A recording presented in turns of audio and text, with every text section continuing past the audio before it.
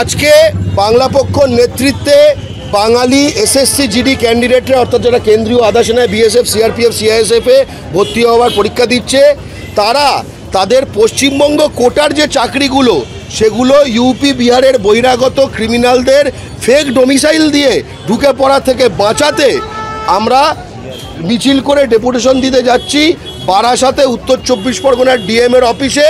কারণ এই উত্তর 24 পরগনার ব্যারাকপুর এসডিও এবং একাধিক এসডিও হচ্ছে ইউপি বিহারের ক্রিমিনালদের ফেক ডোমিসাইল ইস্যু করার একটি কেন্দ্র। একদম আমরা এই ঘুঘুর বাসা ধ্বংস করতে, বাংলার মাটিতে বাঙালির ন্যায্য অধিকার আদায় করতে আমরা আমাদের এই সাহসী সংগ্রামী মেধাবী বলবান যুব সমাজকে নিয়ে আমরা বারাসাত ডিএমের অফিসে ডেপুটেশন দিতে যাচ্ছি।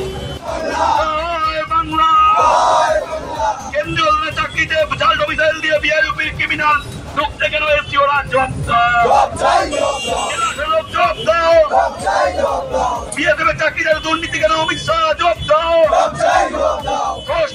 জবাব দাও, সিআরপিএফ জবাব দাও, সিআইএসএফ জবাব দাও, কেন্দ্র সরকার জবাব দাও। বাংলার ছেলেমেয়েদের বঞ্চিত করে বাংলা রাজ্য করায় জাল ডোমিসাইলের মাধ্যমে আলোচনায় বিহার ইউপির ক্রিমিনাল ঢুকছে কেন? বিএসএফ জবাব দাও, সিআরপিএফ জবাব দাও, অমিত শাহ জবাব দাও, অর্থমন্ত্রক জবাব দাও। জাল ডোমিসাইল দিয়ে চাকরি দখল মানছি না, মানবো না। বাঙালি ছেলেমেয়েদের বঞ্চনা করে বিহার ইউপির ক্রিমিনালের চাকরি দেওয়া মানছি না, মানবো না। বাংলা আমি কে,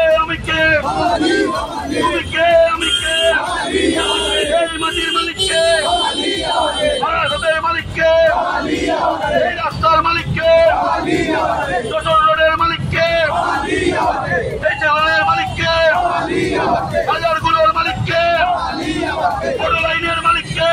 আমাদের ভিডিও ভালো লাগলে লাইক এবং শেয়ার করুন। কমেন্ট সেকশনে গিয়ে জানান আপনাদের মতামত। আরও ভিডিও পেতে আমাদের চ্যানেল সাবস্ক্রাইব করুন এবং প্রতি মুহূর্তে খবরের আপডেট পেতে প্রেস করুন বেল আইকন।